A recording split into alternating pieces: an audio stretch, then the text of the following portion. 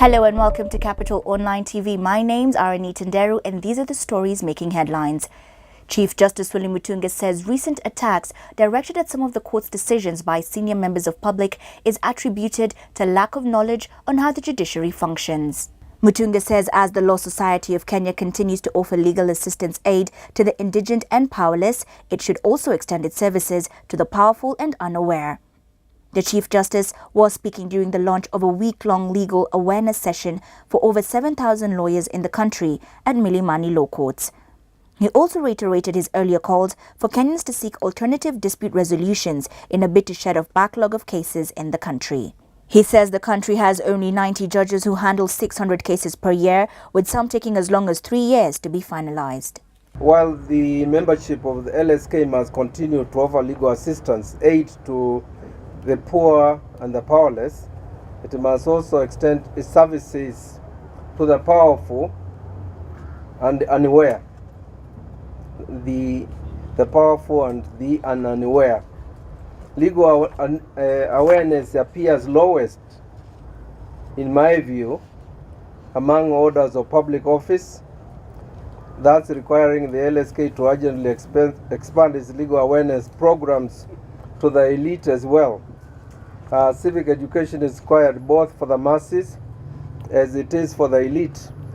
Recent attacks on the judiciary suggest that the elite does not understand how court processes work, or if they do, they still need to be educated on why they need to respect those same processes.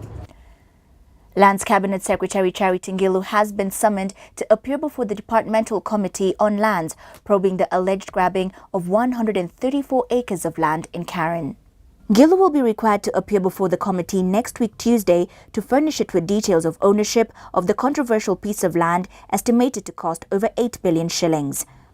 The Lands Committee, led by Chairman Alex Mwiru, was on a site visit on the grabbed land where he met the claimants who gave the committee their side of the story, insisting they acquired the land through due process.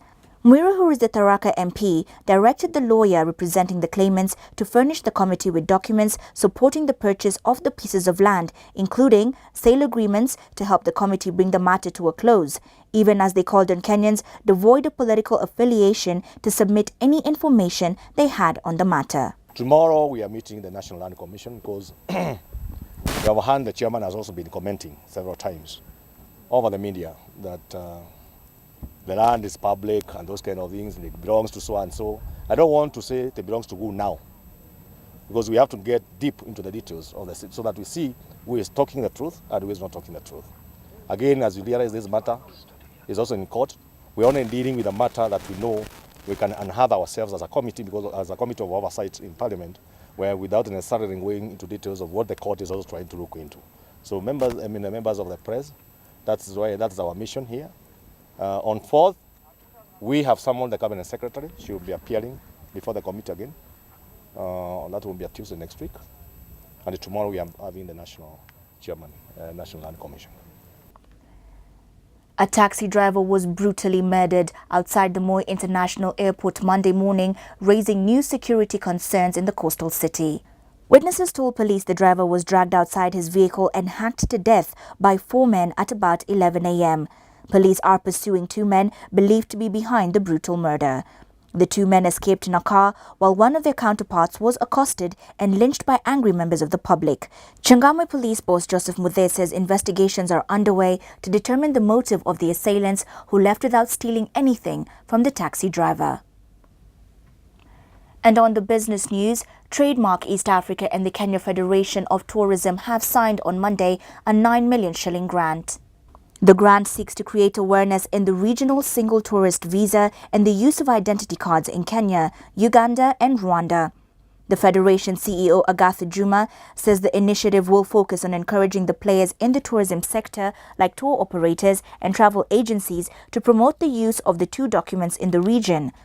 Juma laments that close to 1 year since the 2 documents were launched, most players in the sector and even citizens in the region are not aware.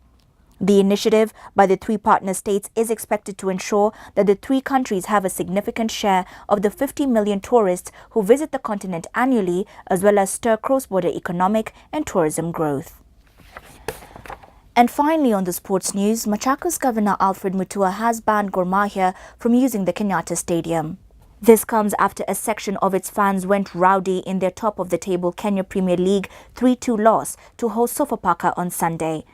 Mutua says the county also wants Gor to pay an estimated 10 million shillings as compensation for destroyed government and private property in the town. The match had to be stopped for over 10 minutes on Sunday after an alleged Gor steward attacked Sofapaka keeper David Okello. Meanwhile, Football Kenya Federation has convened a meeting with the National Executive Committee to decide on disciplinary action that they will impose on the champions. The government of Machakos has banned Gor Mahia football team from playing in Machakos County Stadium until further notice. We can negotiate with them. If they want to come and play in Machakos, they'll have to put a bond of between 10 and 20 million cash to cover up for any damages they may do. Tumeenda hasara sana.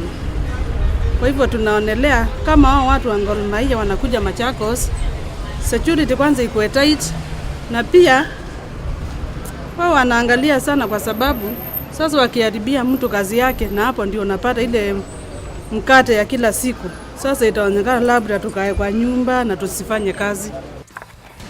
And that's all we had for you today. For the latest on these and other stories, log on to www.capitalfm.co.ke/news. I'm Anita Ndero.